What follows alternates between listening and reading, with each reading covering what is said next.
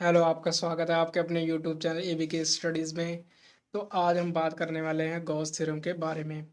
तो अगर आपने मेरे पिछले लेक्चर को इलेक्ट्रिक फील्ड वाले लेक्चर को नहीं देखा है तो उसको ज़रूर देख लें, ताकि आपको ये गॉस थ्योरम काफ़ी अच्छे से समझ में आ जाए, क्योंकि ये काफ़ी इम्पोर्टेंट चैप्टर भी है। तो हम बात करते हैं गॉस थ्योरम के बारे में। तो जो गॉस थ्योरम है उसे किसने बनाया था? कार्ल फ्रेडरिक गॉस ने बनाया था। कार्ल फ्राइडरिच गॉस ने बनाया था। तो गॉस थ्योरम पढ़ने से पहले हम कुछ इंपॉर्टेंट टर्म्स के बारे में बात करेंगे, जो कि हमारे लिए काफ़ी हेल्पफुल होंगे गॉस थ्योरम को पढ़ने के लिए।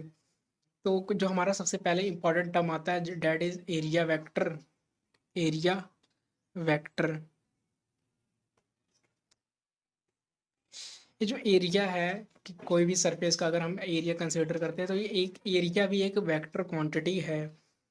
तो किसी तरह की फिजिक्स में सिचुएशन आती है कि हमें एरिया को भी वेक्टर कंसिडर करना पड़ता है। सपोज करते हैं हमारे पास एक रिंग है।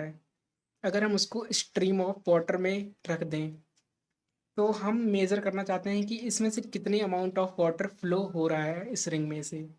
अगर हम इसको नॉर्मल रख दें रिंग को, जैसे कि नॉर्मल, ये रिंग है, इसको नॉर्मल अगर रख दें, यहाँ से स्ट्रीम ऑफ वाटर आ रही है।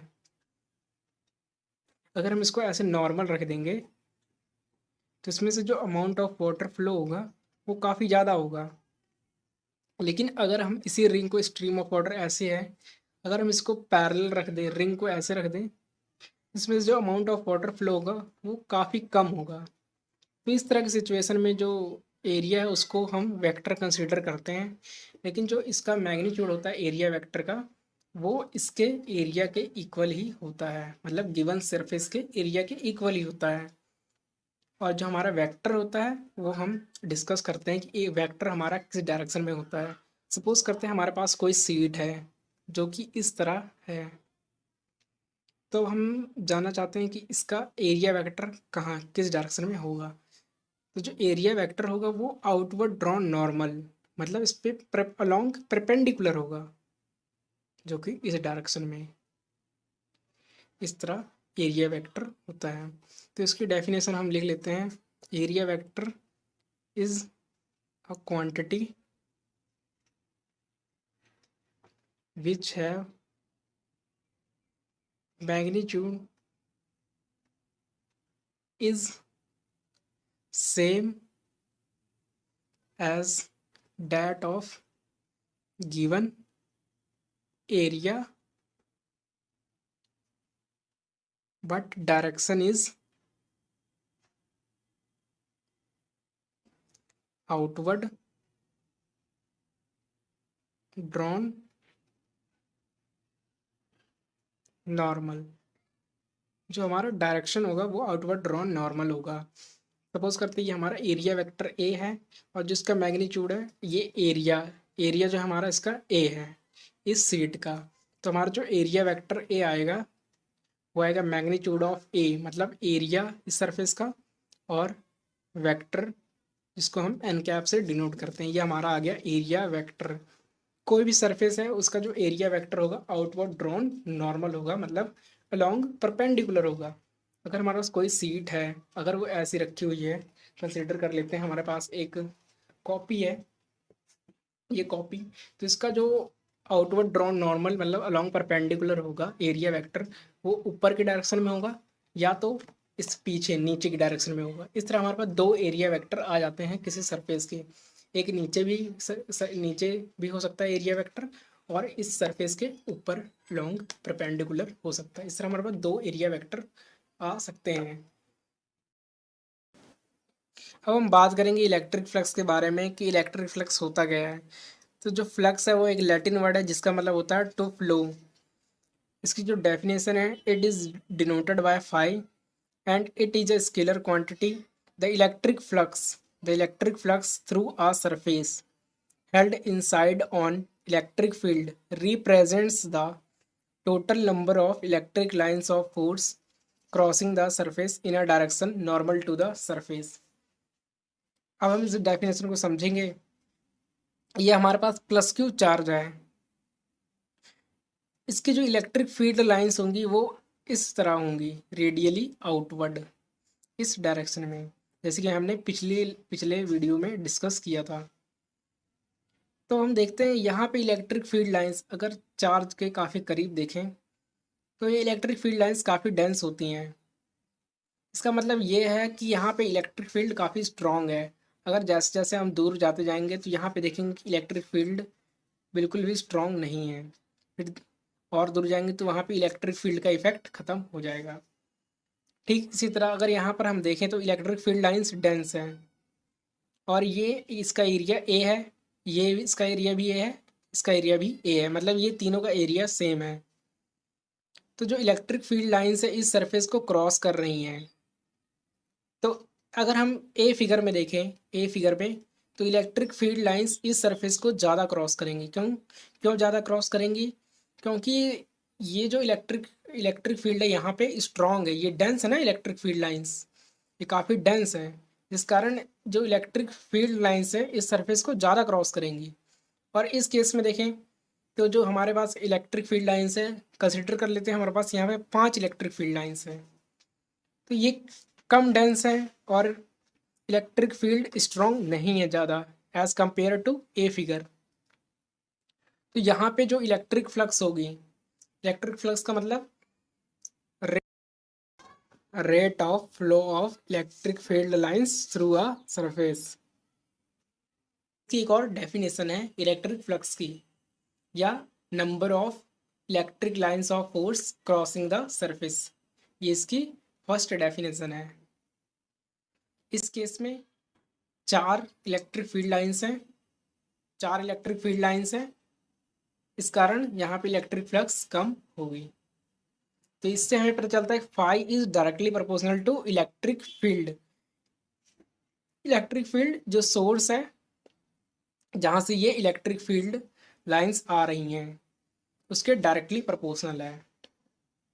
अब हम सेकंड फिगर के बारे में डिस्कस करेंगे। इस फिगर में मैंने इलेक्ट्रिक फील्ड लाइंस को चेंज नहीं किया है, ये एक ही सोर्स है और ये सब के लिए जो इलेक्ट्रिक फील्ड लाइंस है वो सेम है, लेकिन इस बारी एरिया वेरिएबल हो रहा है।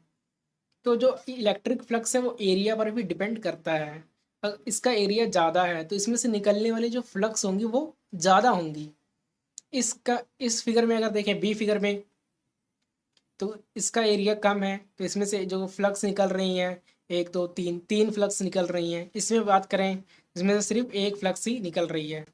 अब तीसरी फिगर जिसका मैंने एरिया वेक्टर में भी डिस्कस किया था वो काफ़ी ज़्यादा इम्पोर्टेंट भी है। तो हमारी जो तीसरी फिगर है वो ये है। तीसरी फिगर में देखें इस बारी ना ही इलेक्ट्रिक फील्ड चेंज हो रहा है और ना ही एरिया चेंज हो रहा है। इस बारी हम क्या कर रहे हैं, इसके एंगल को चेंज कर रहे हैं। ये जो हमारा एरिया वेक्टर है इसके हम एंगल को चेंज कर रहे हैं, ये जो सरफेस है इसके एंगल को चेंज कर रहे हैं। तो पहली फिगर में हमने ऐसे सिंपली रखा है सीधा, जो कि इलेक्ट्रिक फील्ड से 0 डिग्री का एंगल बना रही है, क्योंकि हमें पता जो एरिया वेक्टर होता है आउटवर्ड ड्रॉन नॉर्मल, मतलब परपेंडिकुलर होता है एरिया गिवन एरिया के। तो ए और ई के बीच एंगल देखें वो 0 डिग्री है। इसमें देखिए एंगल थीटा है, हमने इस सरफेस को थोड़ा टेढ़ा रख दिया, इसके एंगल को चेंज कर दिया है, तो इसमें से जो निकलने वाली फ्लक्स है वो कम हो जाएंगी। हमने एंगल को चेंज किया जो कि हमारा एंगल थीटा है। ई और एरिया वेक्टर ए के बीच जो एंगल है वो थीटा है। अब थर्ड केस में हम देखें कि हमने इस सरफेस को कुछ इस तरह से रख दिया है इलेक्ट्रिक फील्ड में, तो जो हमारा एरिया वेक्टर है वो डाउनवर्ड है और जो हमारा इलेक्ट्रिक फील्ड है वो इस डायरेक्शन में है और इन दोनों के बीच 90 डिग्री का एंगल है और इसमें से जो फ्लक्स क्रॉस हो रही हैं वो कम है। तो इससे हमें ये पता चलता है कि जैसे जैसे हम एंगल को इंक्रीज करते हैं, जैसे जैसे हम एंगल को इंक्रीज करते हैं वैसे वैसे वैसे वैसे इसमें से पास होने वाली इलेक्ट्रिक फील्ड लाइंस या इलेक्ट्रिक फ्लक्स कम होती जाती हैं। तो ऐसा कौन सा ट्रिग्नोमेट्रिक टर्म है साइन कॉस और टेन में से जिसको एंगल बढ़ाने पर उसकी वैल्यू डिक्रीज हो जाती है? ऐसा एक टर्म है, अगर थियोरेटिकली हम बात करें, ऐसा एक टर्म है कॉस थीटा। तो फाई हमारा किसके डायरेक्टली प्रोपोर्शनल आ गया? कॉस थीटा के। अगर तीनों इक्वेशन को कंबाइन करते हैं तो हम प्राप्त करते हैं phi is directly proportional to E electric field area of given surface और कॉस थीटा, ये एंगल कितना बन रहा है ई और ए के बीच। तो फाई जो हमारा इलेक्ट्रिक फ्लक्स वो आ गया के ई ए। के हमारा कांस्टेंट है जिसकी वैल्यू 1 होती है। तो हमारा जो फाई आ गया वो आ गया ई ए कॉस थीटा, और फाई ये आ गया हमारे पास डॉट प्रोडक्ट ई, इस तरह इसको इस तरह लिख लेते हैं ई ए, डॉट प्रोडक्ट या स्केलर प्रोडक्ट। तो यूनिट्स क्या होंगे इलेक्ट्रिक फ्लक्स के? Units of electric flux,